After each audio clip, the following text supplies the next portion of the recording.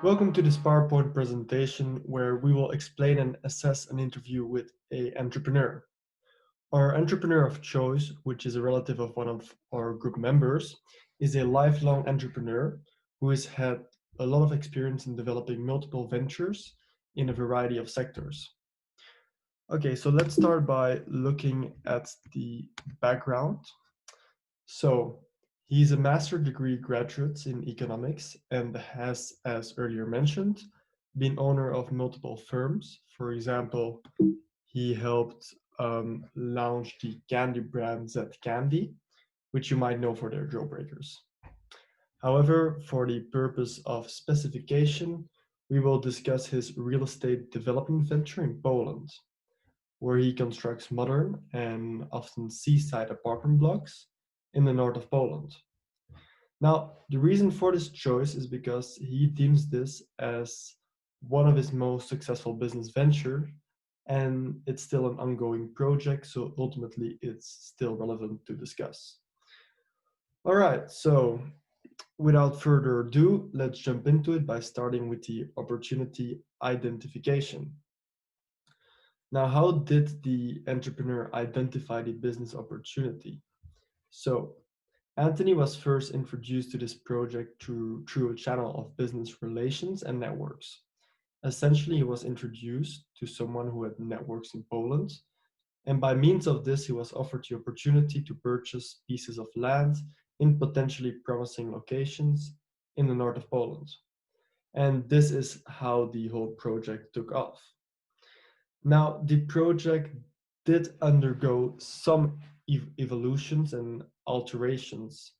So Anthony explained that after a few years of building, he adjusted the apartment size.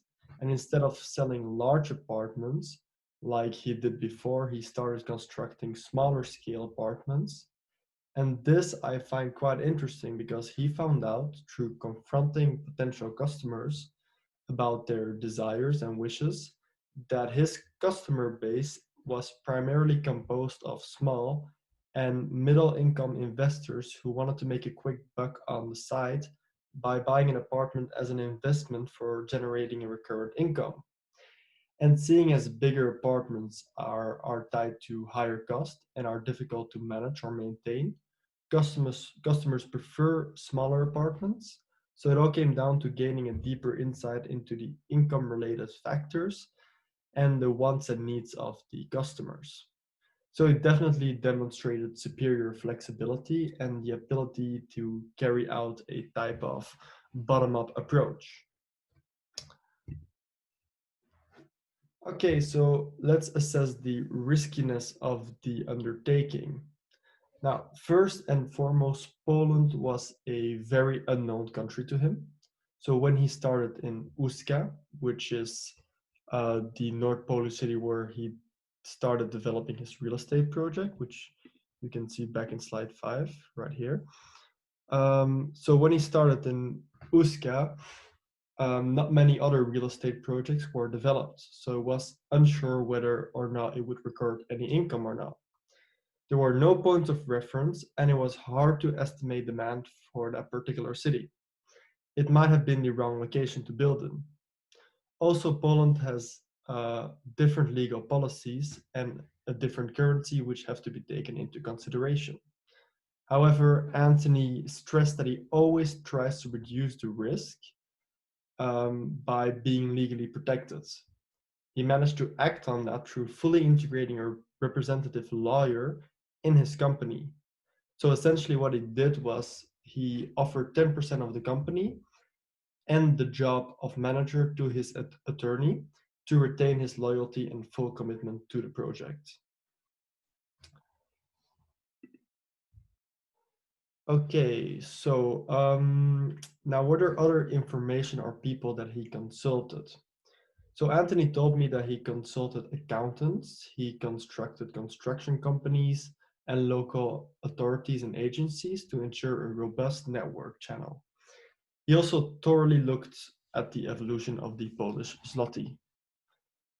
So next up, so why did the entrepreneur decide to go for it? Well, he gave a green light to the project after his estimations for the return on investment, which indicated in favor of starting the project.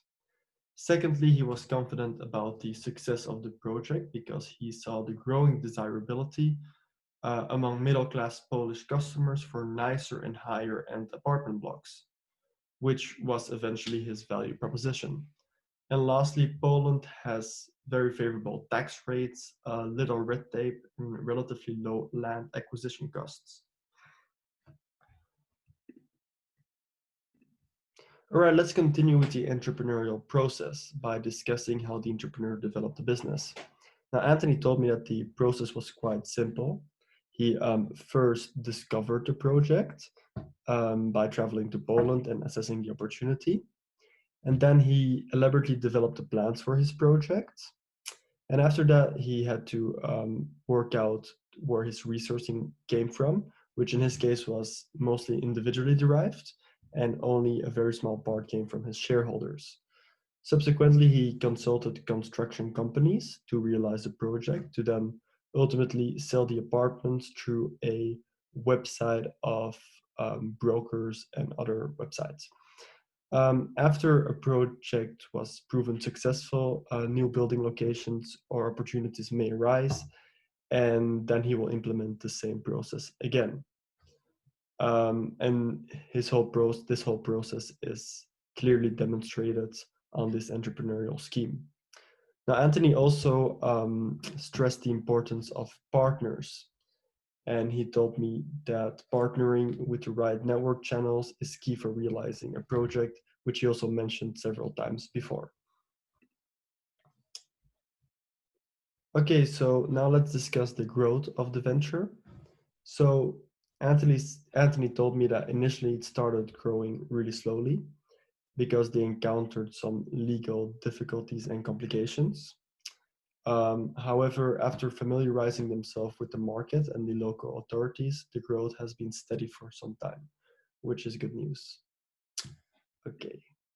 Now, then at the end of the interview, I asked Anthony about the success of the project and how he could measure that success. And Anthony was quick to state that he would categorize his venture as a definite success, as he obtained his objectives and desired yield on investment or profitability. He also records a substantial high number of customers and generally experiences high levels of customer satisfaction. So he measured that by basically looking at his reviews and profitability rates. So at the very end, I asked Anthony about any possible trade-offs. So basically, if he had given up any important things by choosing his career path. And when I asked him about this, he was very short and concise. And I'll play a recording of what he told us. No, without a doubt, I always wanted to be an entrepreneur, and that's exactly what I became. So yeah, that speaks for itself. All right, so now I'd like to call on Francois to discuss our personal assessment. Okay, so let's continue with how the entrepreneur developed his business. So overall, we do agree with the entrepreneur's consciousness strategy by surrounding himself with loyal and competent people by means of giving them company shares. Secondly, he demonstrated superior insight into his customer base by assessing their needs and wants and adapting the product accordingly. And at the end of the day, the project is recording profits. So this is clearly proof of his entrepreneurial vision and wit. And the last question is, what could the entrepreneur have done differently? So we believe that his market research, although it was difficult to find local references, was a little insufficient and perhaps risky, as he didn't have any evidence or backing for the potential of his project's location.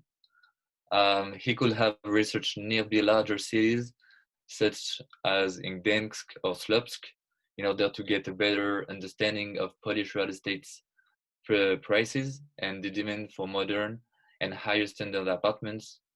So however, we would like to add that despite the uncertainty and remoteness of his project's location, the very fact that he was willing to take risks demonstrates that he possesses the essential virtues of a successful entrepreneur. Thank you very much for listening to us.